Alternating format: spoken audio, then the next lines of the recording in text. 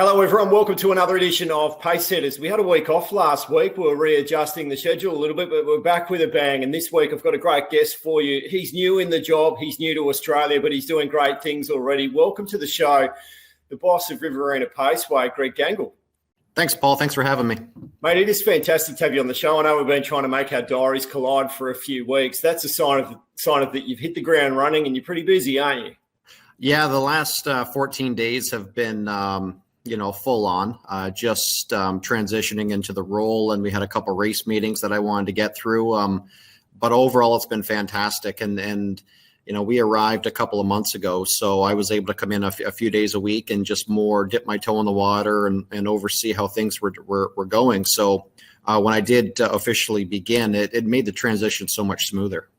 Yeah, if we managed to get you working for us, that accent is not as awkward as mine. I get that a lot. I just say hence the accent. I'm the Canadian boy.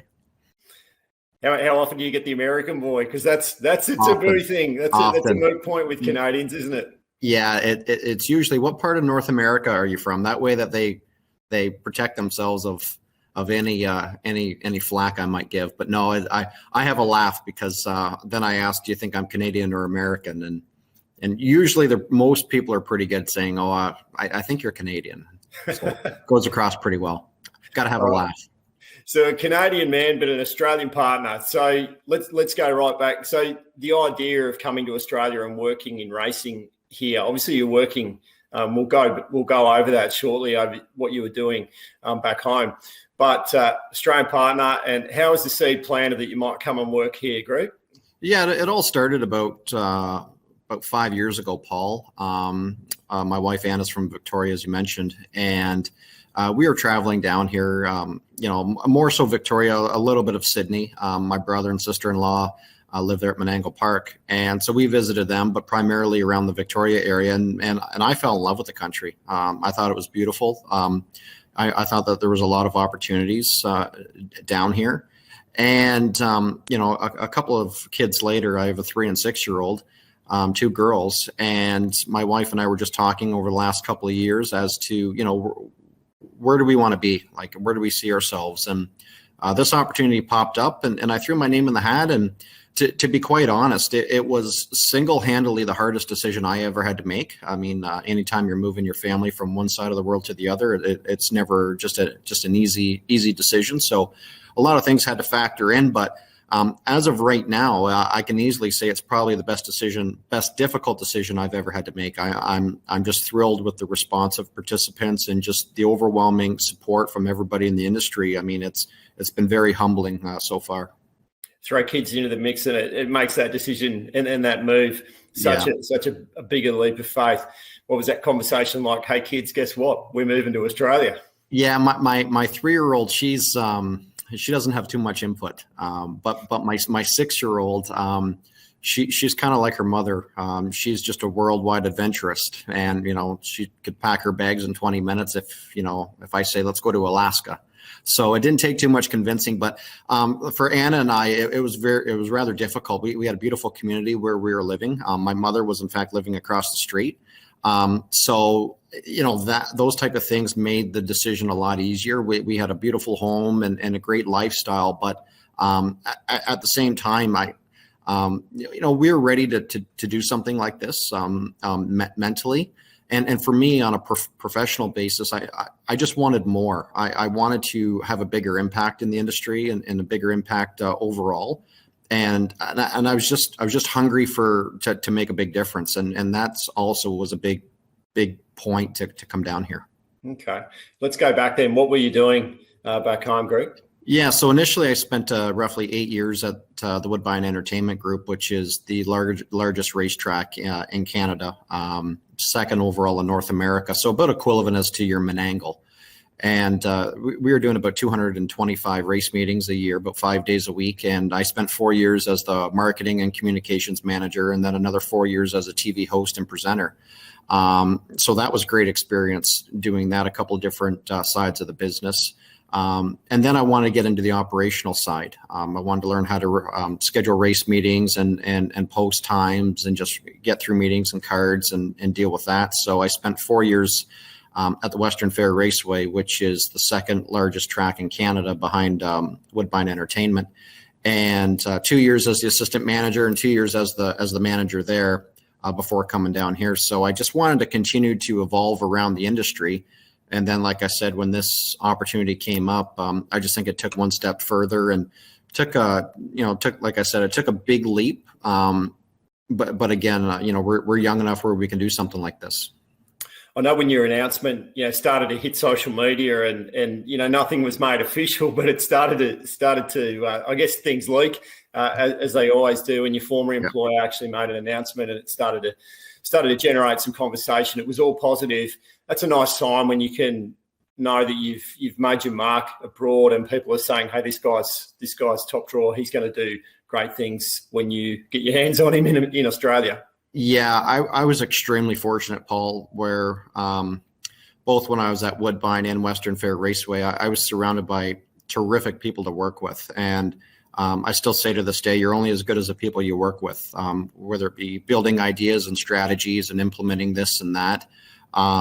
So we had a great blueprint of people around us to continue to take us to the next level. So for that, I'm very thankful for, and that's translated down here as well. We have a great team. And, just to hear that response from participants back home and track operators, to be honest, it was very overwhelming. And even to this day, I mean, just before coming into your show, I was telling my wife just about, just the conversations we still have with people back home and even here. And it's just pinched me because it was something we never dreamed of. I'm interested, Greg, because we're talking about very different weather and climate in Canada to what we've got here. What are some of the challenges that you encountered and faced being so heavily involved in a club and an industry in Canada?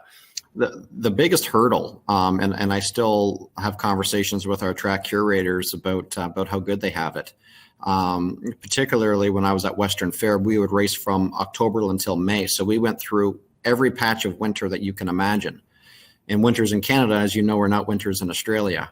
So we're dealing with, 2, 3, 4, 5 feet of snow every day, every other day. And then you could get a beautiful day of +8 degrees Celsius with the sun beating on the track and just making it go to melt.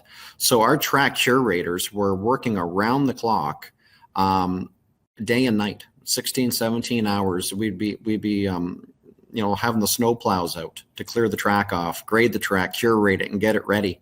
That was single-handedly the biggest difference in terms of operating the track was the amount of manpower that you would need to get a meeting in. So I tell our guys here, I said, just life is pretty good. Not to worry. We don't need that snow plow. Yeah, I don't think you're going to encounter snow on the track there at the Riverina Paceway. You've inherited a fantastic facility there, haven't you? It's a really top draw track there at Wagga.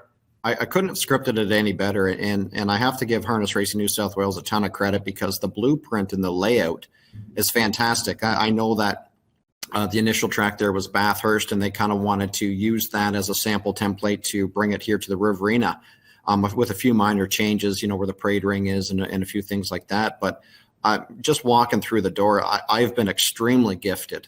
To have a brand new facility that's just a couple years old, and I can't wait to when we have participants come back and still get my feet wet and be able to create some new things down the track where it's just beautiful. I mean, the sky's the limit now that we have a facility like this. Greg, I know you've only just got your feet under the table, but I'm sure that you've already started seeing the potential there. And can you give us an idea of some of the opportunity that you see there at Riverina Paceway and for the broader Riverina racing community? Yeah, absolutely. I think that the sky's the limit, as you mentioned, with the potential of the site. A few things that I want to do is I really want to have strong focus integrating our racetrack with the community. So I want to be a focal point where we can be a relied upon partner to say, we can host fundraisers, we can host charitable events. And then I have also some racing initiatives that I've kept under my hat that I've actually I used back home, and it worked out quite well. So I want to implement those strategies here and be able to attract a new audience and and new fans and a younger generation, because that's what we desperately need. So there are a few things back home that I would like to implement here, but the main focus at the time is just trying to drive our track into the community and be a community partner. You've got some really good key industry there in Wagga to work with as well. Big university town. You've got the Air Force Base. You've got infrastructure there that you can really start to tap into. I'm sensing that's probably where your mind is ticking over already. Yeah, absolutely. One of the beautiful things, as you just mentioned, the Charles Sturt University is just a stone throw away. So one of the ideas that I do have is trying to get those college and university students out to the trots and let them enjoy a night of racing or a day meeting, and just introduce them. And then also hopefully that they'll come back, or maybe want to dive into fractional ownership, or just come out again. So I just want to get them here. That's the key thing, just getting them here, letting them dip their toe in the water, providing them a great experience, and hopefully they come back. So yeah, absolutely. Those are some things that I think are given opportunities. Because that track's got a great hospitality set up as well. I mean, I know I was there for the Riverina Championships at Easter time, and it was it's a fantastic day out, beautiful lawn setting, sunshine hits the place, but outstanding indoor setup as well. Yeah, absolutely. Well, here we are in our private functions room, and it's second to none. As you mentioned, just outside there, I mean, you can have a picnic right at the winning post. It's a fantastic setup that I can't wait to to take to the next level and expose it and get people out here, because there's no better day than the trots and a great meal, as you mentioned, with the great weather. So as opposed to coming to a track that's maybe 15, 20, 30, 40 years old, where infrastructure might not be there. Everything here is spot on. It's interesting you mentioned picnics, because they're very topical at the moment. Maybe that's where the government's headed with our COVID strategy. A picnic at the Riverina Paceway a day at the trots. Maybe that's the logic. Yeah, absolutely. A lot of it will depend on the direction of Harness Racing New South Wales with their protocols. So when that time comes, I'm sure that a lot of us will be on board. You've seen that you've walked into COVID times, but you're also part of COVID times in Canada. We've continued racing. I think we can count ourselves very fortunate that our industry has been maintained through this horrible health pandemic, can't we? Because you've seen the other side of that. Yeah, it's been incredible how, and again, I got to give a lot of kudos to all the governing bodies, Harness Racing New South Wales, HRV, Queensland Racing, everywhere, because back in Canada, we went through 3 extensive lockdowns of about 2 months. And racing was shut down for those 2 months. So we've seen many horses leave to the United States. Obviously jobs were affected, no income coming in. There was a little bit of subsidies that participants could achieve from the governing body, Ontario Racing, as well as the government. But even for us as a racetrack, we were racing 125 race meetings, and in the calendar year, we raced less than 50%. So that was a major hit to us as a club financially, but an even bigger hit to the participants, where they had absolutely no racing opportunities for a span of collectively over 6 months. So anytime I'm talking with somebody down here at the Riverina, and we're talking about COVID and this and that, and the first thing that I say is just be thrilled we're racing, because I can show you another side of the coin where it was catastrophic. And as of right now, as I mentioned, everybody's doing a fantastic job to keep racing going, and that's number one. I know another thing that you're pretty passionate about. You're very prominent and proactive on social media and amplifying the footprint of our sport and of our participants. You, in the last couple of weeks, launched a video series, Racing in the Riverina, where you're going about and you're passionate about the storytelling and unraveling the layers on the people, particularly there in the Riverina, aren't you? Yeah, I don't think, in my opinion, I think clubs could be doing a lot more to expose participants and profile them. I think that we could be working together a lot more collectively for some big picture items. But I love the video camera. It's a passion of mine. I used to do it quite a bit back home. And one of the things, even before I came down here, I wanted to bring my equipment with me and just get out there, because everybody has a story to tell. Any trainer, driver, a stable hand, it doesn't matter, a stud master. Everybody has a story to tell, no matter how big or how small. And I just wanted to give participants the opportunity to share their stories, because I think it's fantastic. And the response from the first one has been sensational. I wasn't quite expecting that. And a lot of people now are asking me, who's next? So at the moment, I'm quite full on, but I think it's more of a weekend project for me. So probably on the weekend, we'll have to come out with something else. But social media is the way of the world, Paul. We're a younger generation. We totally understand that. And that's what starts the conversation. That's how, without social media, the video wouldn't have the response it would. So that's a great testament to just to show how powerful social media really is. Oh, and just the industry actually all sort of collectively coming together, sharing, liking, upping the analytics, broadening the reach of our sport. That's a growth strategy in itself, isn't it? Absolutely. And I think that's something that we need to do more of.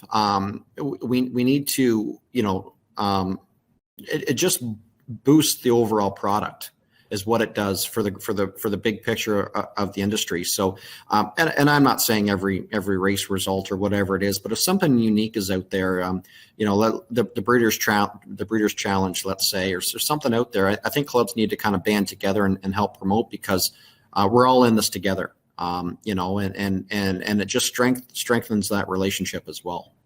That first episode, little snippet of Man from Snowy River there at the top, Greg, is that what you thought you were stepping into when you were coming to work in racing in Australia? Yeah, it was either that or Crocodile Dundee. So I decided to go with this. So actually, an interesting story. The reason why I chose this clip was I remember I was a young kid in Canada, and I was in primary school, and I watched this movie.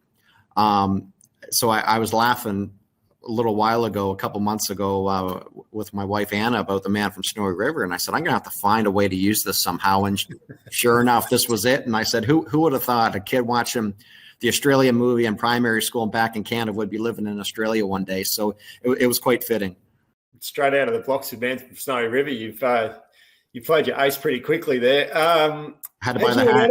How did you and Anna come to be a couple? What's the story there? Yeah, so she has a harness racing background as well. She is obviously from Victoria, but she spent a number of years in the States, in New Jersey. And there's a major race in Ohio every year called the Little Brown Jug. It's actually taking place on Thursday. So we met there. I come from Canada, and she went over there from New Jersey, and we met there, and the rest is history. So two daughters later, and a lot of gray hair, and here we are. Mate, we've said it once, we've said it before. Romance 101, a day at the trots, isn't it? That's it. That's your marketing strategy for the Riverina. That's it. Everybody loves the trots. Everybody loves the sunshine, and she's big on sunshine. She gets the word crusty maybe a little bit when the snow starts to fly back home. So the seat warmers go on in the car, and I prepare myself. Yeah. Well, mate, it is fantastic to have you, in the tent, working in harness racing in New South Wales. We've already seen some great things from you, and we really look forward to what's to come. I mean, I guess to wrap this up, you must be just so excited about what's ahead, because the sky's the limit when it comes to opportunity there in the Riverina. Yeah, and there's so many participants in the region, Paul, and everybody here. There's a major breeding hub.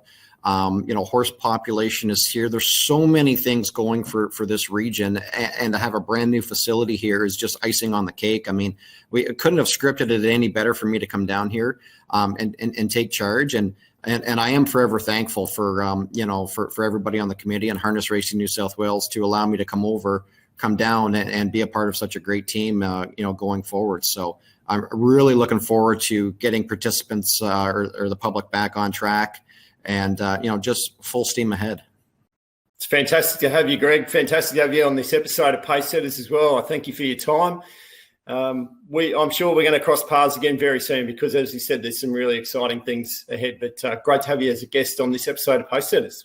Yeah, thanks, Paul. And I appreciate the series that you've put together. I follow it every week. So thanks for having me. Good on you, Greg. Well, to everyone out there, thanks for tuning in. It's great to bring these stories to you and give you a little insight into people who are playing such a key contribution role in harness racing across New South Wales. We'll bring you another episode of Pacesetters next week. We'll see you then. Bye-bye.